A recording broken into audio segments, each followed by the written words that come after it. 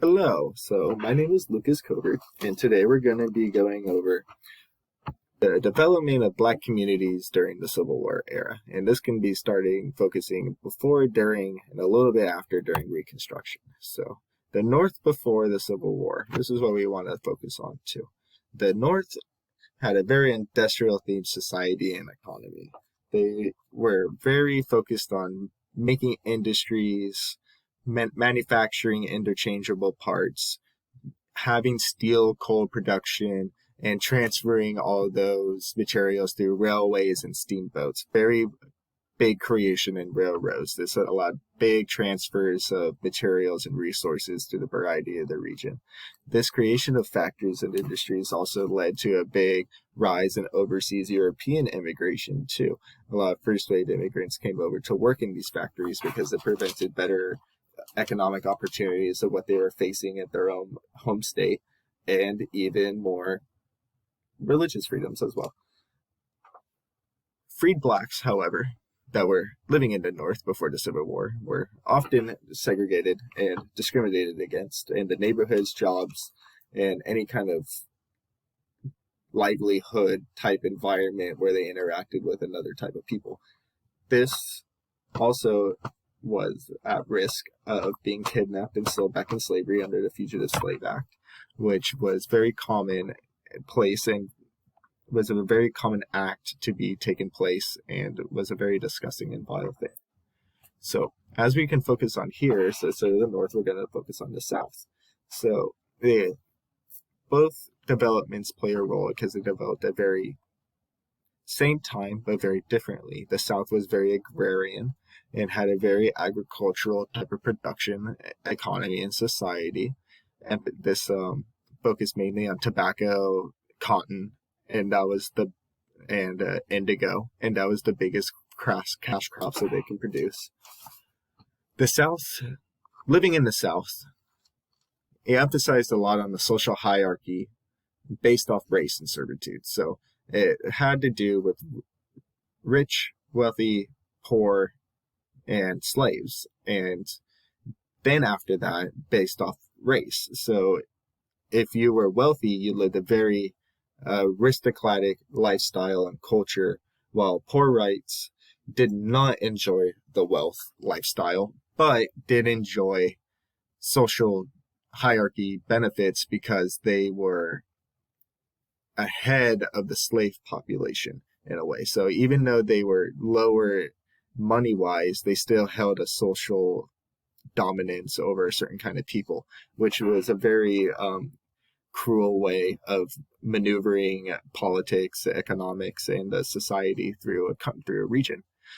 Free blacks also in this time were much like in the North, but a little bit more cruel and violent against, targeted for violence and lynchings, and kidnapped. Again, in the Fugitive Slave Act, it was legal to be kidnapped back into slavery.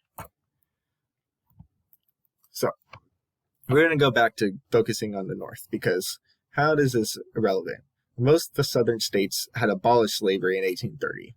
But, however, domestic slavery was still a relevant way to keep the southern economy going. Freed blacks were not considerable, very rare, but they were a thing that were relevant during this time. They were barred from employment, lived in the unhealthiest and poorest regions and neighborhoods and cities, and some were prohibited from entering territories. And you can see this is a typical African-American family, freed slave family that was living in during this moment in the northern region. So what kind of forms of communities are we talking about here? Humans need a sense of belonging and connection. Religion did play a prominent role in the formation of these communities because Christianity was a great way to spread the word of connection and hope and bring song and cheer and tradition to a group of people that really didn't have their families anymore. They were taken away, sold off, taken from their parents and their families and sold into slavery, and they were never heard from again.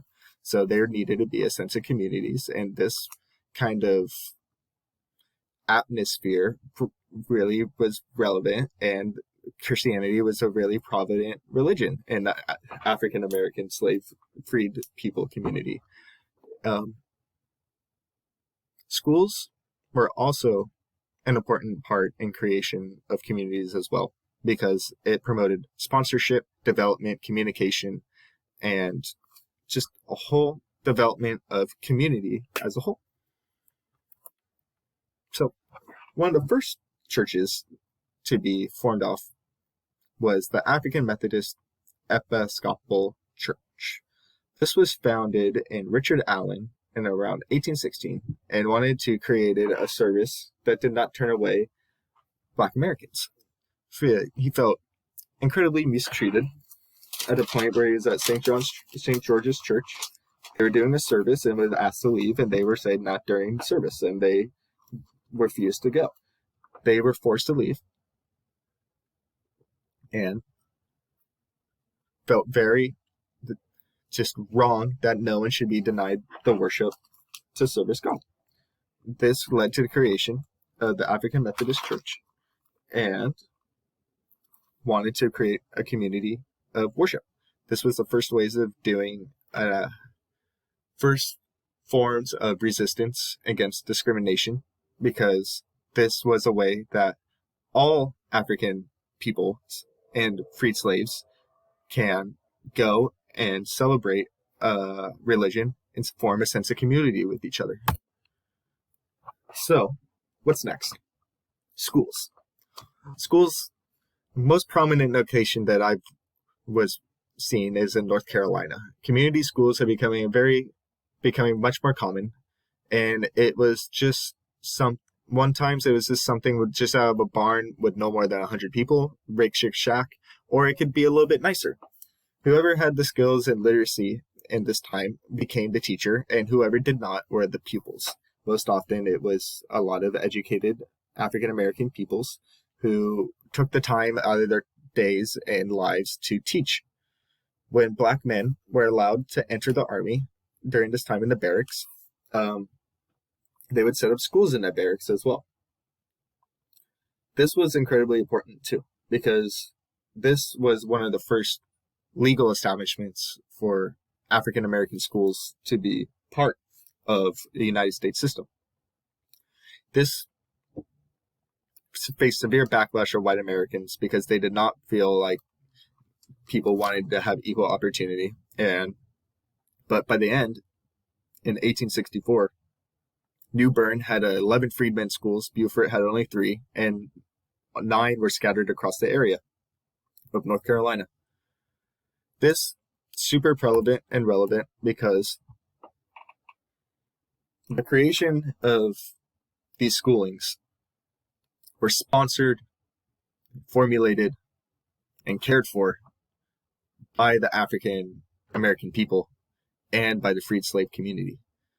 This is incredibly significant because a lot of people at this time were not given the opportunity for education. They did not know how to read and write.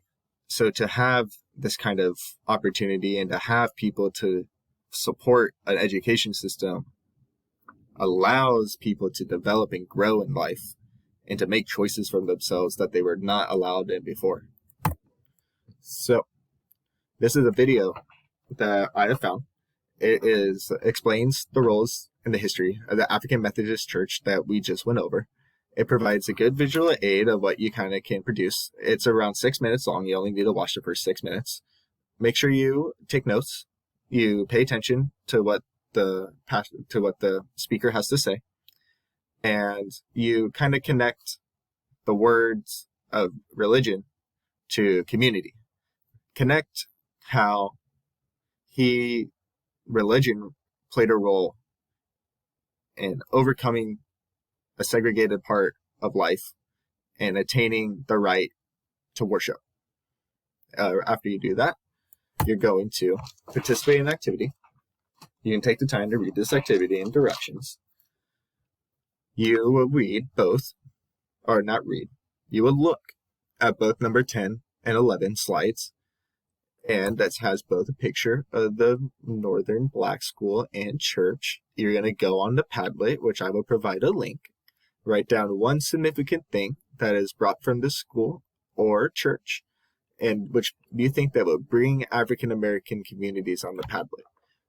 After that, you're gonna go to the other Padlets, give a like. You're gonna give your likes. The likes are fun.